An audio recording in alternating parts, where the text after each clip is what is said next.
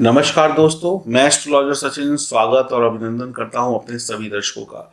शनिदेव वक्री होने जा रहे हैं। शनिदेव 11 मई 2020 को वक्री होंगे।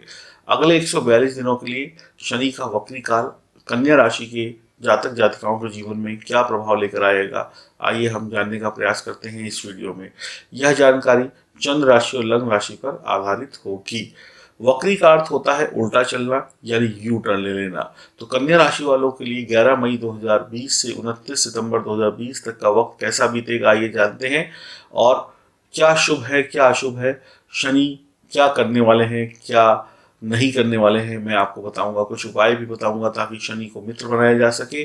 ध्यान से देखिए अपनी गोचर कुंडली को। तो ये कुंडली आपके समक्ष आ गई है।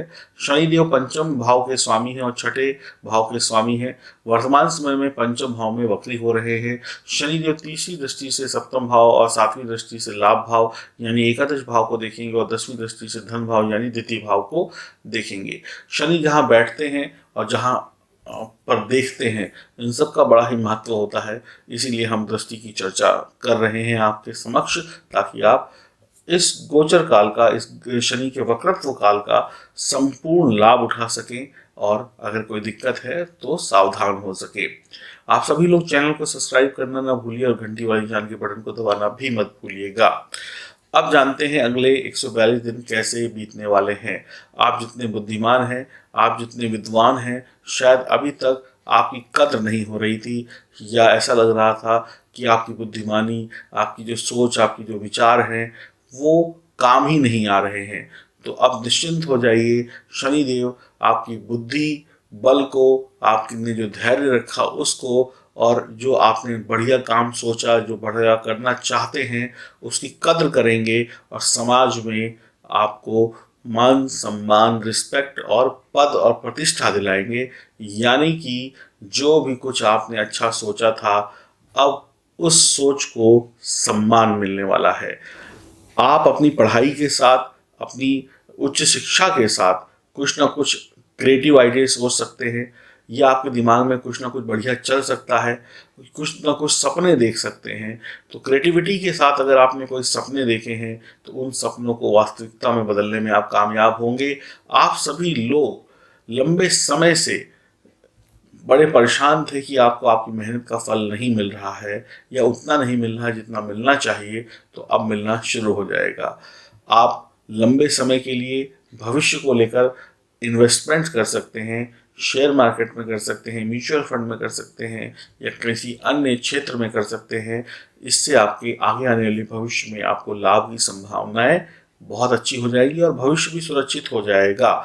तो आज का इन्वेस्टमेंट आगे आने वाले भविष्य में बहुत लाभ देकर जाएगा। घर और घर से जुड़े हुए जो अधूरे काम थे उनको पूरा करने का वक्त आ चुका है। आपके घरेलू जो पेंडिंग काम थे वो पूरे हो जाएंगे। हो सकता है कुछ काम पैसों की वजह से रुक गए हों, हो सकता है कुछ काम किसी अन्य कारण से रुक गए हों, तो अब सभी समस्याएं समाप्त होंगी और आपके काम बनने शुरू होंगे।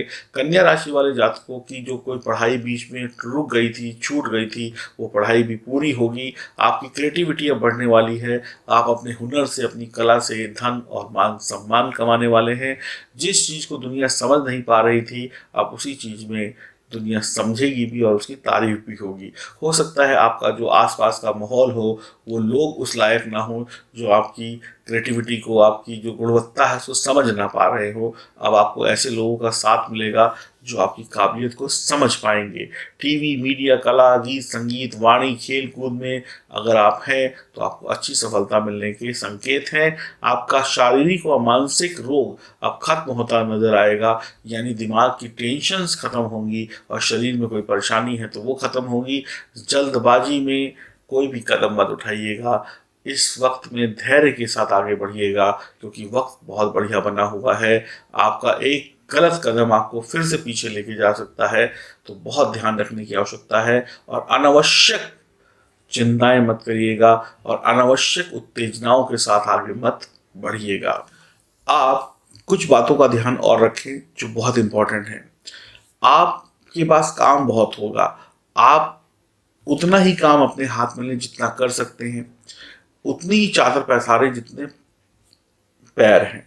यानी अपनी चादर से ज़्यादा पैर मत पसारिए। कहने का मतलब ये है कि काम तो बहुत आ रहा है, लालच भी आ रहा है कि पैसा आ रहा है, तो इसके चक्कर में ज़्यादा काम ले लिया, अब काम कर ही नहीं पाए।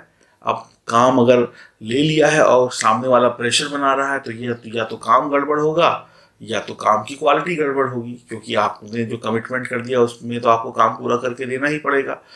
तो ध्यान रखिए, कम काम करिए, अच्छा काम करिए, काम आगे भी आपको मिलेगा।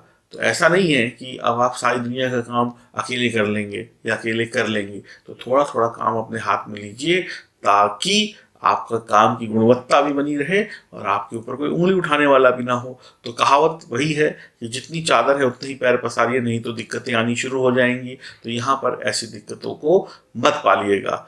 आप नियम कानून के साथ आगे बढ़े, बढ़िया रहेगा। आप अपने कार्य क्षेत्र में अपने सीनियर के साथ कंधे से कंधा मिलाकर आगे बढ़ें, उनके साथ बातचीत करते रहें, उनके साथ कम्युनिकेशन आपका अच्छा होना चाहिए, उनके साथ आप मित्रों जैसा व्यवहार करें, सीनियर को सीनियर जैसी रिस्पेक्ट दें, तो बहुत बढ़िया रहेगा। कई बार जब हमारे काम बनने लगते हैं तो हम अपने सीनियर को रिस्पेक्ट देना भूल जाते हैं, क्योंकि हमें घमंड आ जाता है, और ये घमंड ही है जो हमें फिर से नीचे गिरा देता है।